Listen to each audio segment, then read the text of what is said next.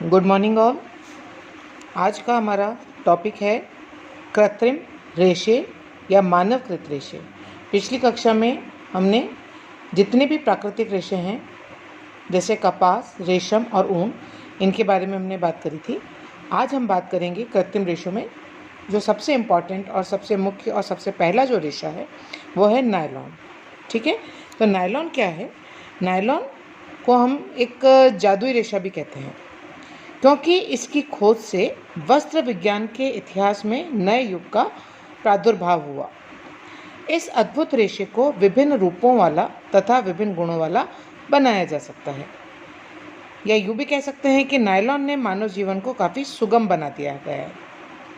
Nylon ने वस्त्रों को धोने, सुखाने और प्रेस करने में लगने वाले परिश्रम को घटाकर न्यूनतम कर दिया है। नायलॉन के वस्त्र बिना प्रेस किए ही सदैव फ्रेश से प्रतीत होते हैं। आश्चर्यजनक टिकाऊपन तथा स्थायित्व के गुणों से परिपूर्ण ये वस्त्र आज अत्यंत लोकप्रिय हैं तथा सामान्य जीवन के अंग बन गए हैं। इनके इतने अधिक प्रचलन का कारण इनकी आसान देखरेख यानी इजी केयर है।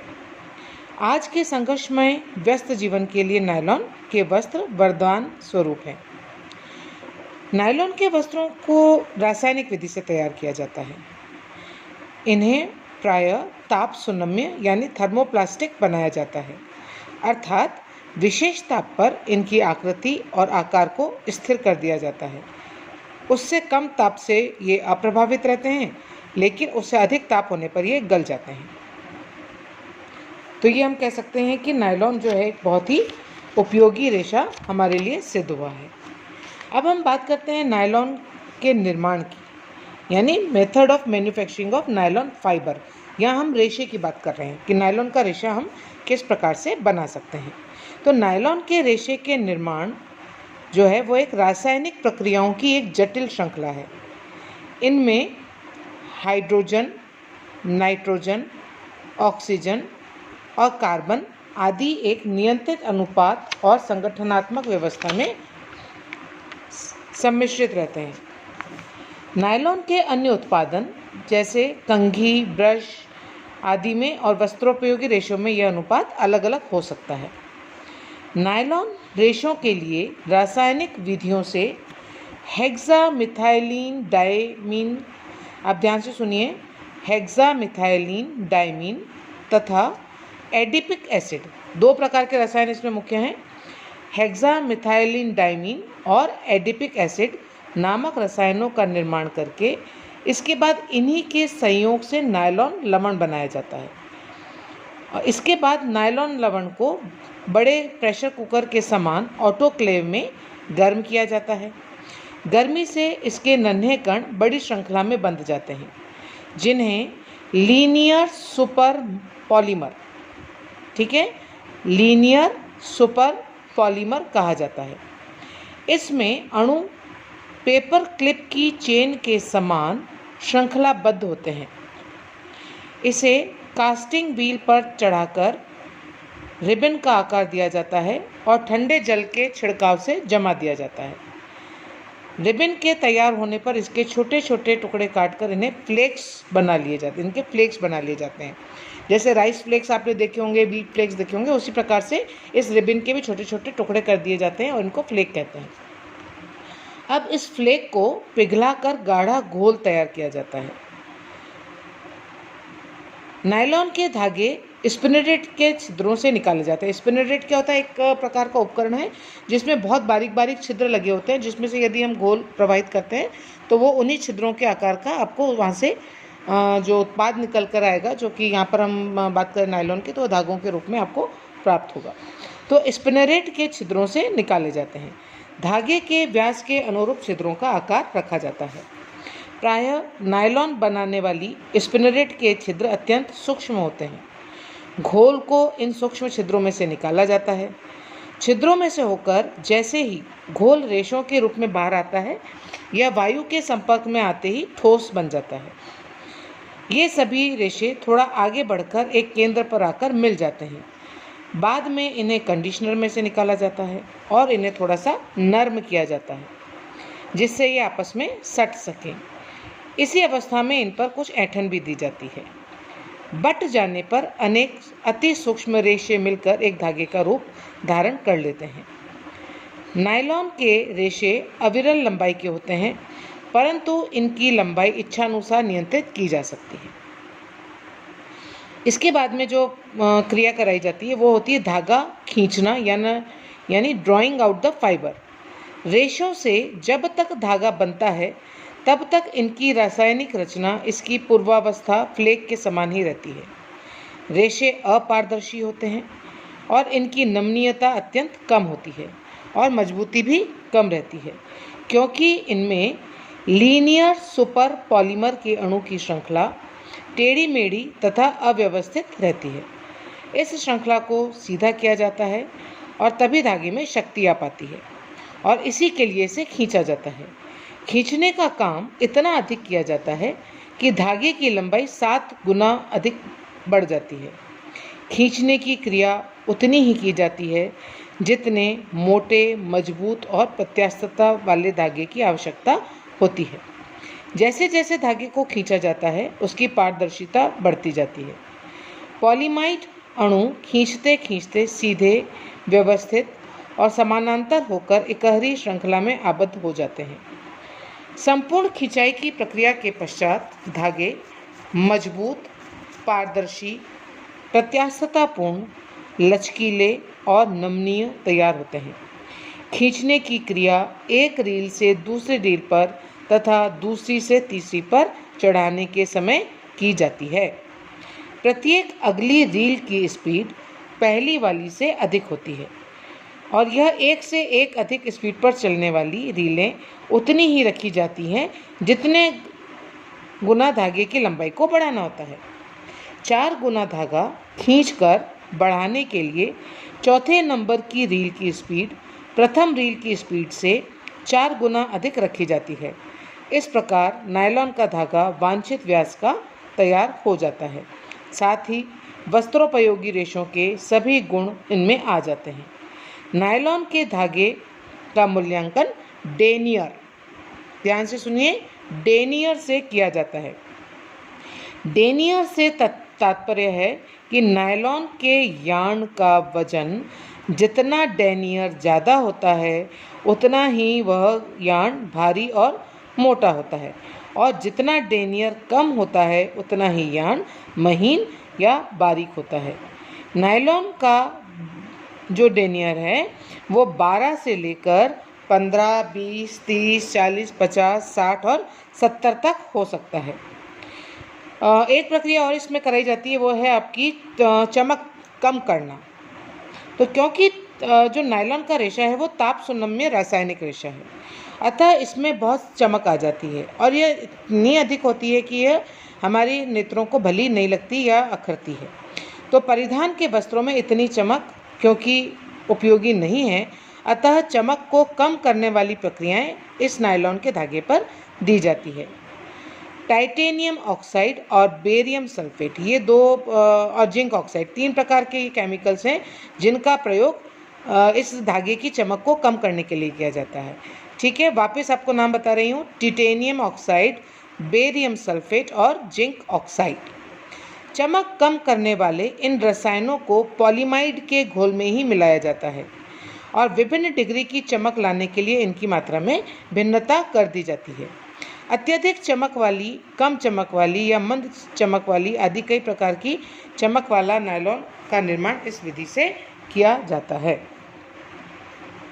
नायलॉन के जो धागे हैं उनके बहुत सारे प्रकार हैं। मैं यहाँ सिर्फ आपको नाम बताऊंगी, जानकारी के लिए बता रही हूँ, अदरवाइज ये आपके कोर्स में नहीं है। इसमें होता है जो सबसे पहला है वो इकहरा धागा, जिसको हम मोनोफिलामेंट यार्न कहते हैं। और जैसा कि वो है कि जिससे नायलॉन के रेशे से बने जो धागे हैं वो इकहरे धागे कहलाते हैं और जिनका व्यास मोटा और पतला दोनों रखा जा सकता है, लेकिन इनका व्यास उतना ही आता है जितना कि स्पिनरेट के छिद्र का व्यास रखा जाएगा। ठीक है, तो ये धागे जो होते हैं वो अत्यंत महीन, सीधे और चिकनी सतह वाले होते हैं और एकाकी तथा बिना बटे हुए रहते हैं। इनमें ऐंठन नहीं दी जाती, अतः ये धागे निर्बल होते हैं। और मोटे धागे जो होते हैं कुछ मजबूत हो सकते हैं और इनका प्रयोग नेटेड फैब्रिक्स के लिए होजरी में किया जाता है। दूसरा आपका होता है बहुरेशीय या मल्टी फिलामेंट यार्न। तो इन रेशों की रचना में कई फिलामेंट रेशों को इकट्ठा करके मिलाकर बटाई की जाती है और इनकी संख्या धागे के व्यास के अनुरूप रखी जाती है। ऐसे धागे बटकर तैयार रेशे कहे जाते हैं और ये इकट्ठे रेशों की अपेक्षा अधिक मजबूत होते हैं और मजबूती के साथ साथ इनमें लचीलापन, नमनीयता और कोमलता भी उपस्थित होती है। और इनके जो वस्त्र हैं, इनसे जो बने हुए वस्त्र होते हैं वो मजबूत भी होते हैं और उसके साथ साथ अन्य कई गुण भी लिए हुए रहते हैं। तीसरा जो इसी के अंदर प्रकार है वो है स्पन धागा, स्पन यार्न। स्पन धागे वाली नायलॉन के लिए धागे छोटे छोटे टुकड़ों के रूप में रहते हैं और इनका निर्माण ही इस रूप में किया जाता है और इन्हें लंबे धागों को काटकर भी तैयार किया जा सकता है। ये 1 से 5 इंच तक की लंबाई के होते हैं। छोटे छोटे रेशों को खींचकर बटाई करके कताई के द्वारा और उसी प्रकार से इसको फिर तैयार करते हैं जैसे कि हम कपास से रेशा तैयार करते हैं। नायलॉन के नन्हे रेशे फुज्जीदार और कोमल होते हैं और इनसे बने धागों तथा वस्त्रों में भी यह गुण विद्यमान रहता है।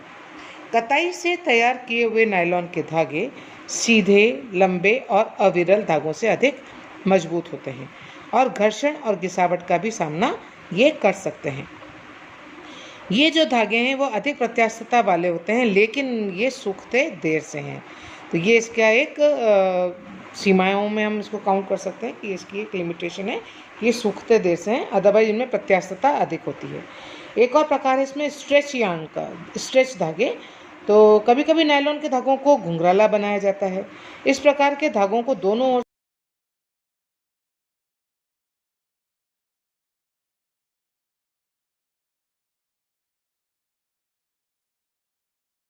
घुंघराले धागों का प्रयोग होजरी के वस्त्र बनाने में किया जाता है और पहनने के बाद शरीर के आकार के अनुरूप ये वस्त्र हो जाते हैं।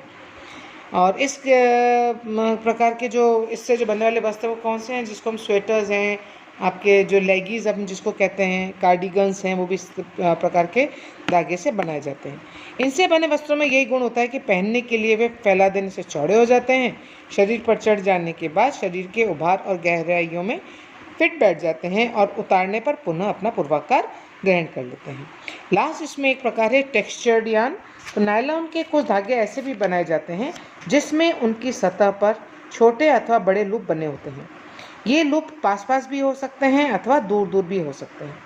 बड़े बड़े लंबे फिलामेंट धागों पर भी लूप बनाए जाते हैं और छोटे कटे रेशों की रचना लूप युक्त रखी जा सकती है। लूप बनाने के लिए, लूप आप समझ रहे हैं, फंदा। लूप बनाने के लिए सीधे धागे को ही एक यंत्र में से निकाला जाता है जहां उसमें लूप उठाए जा सकते हैं।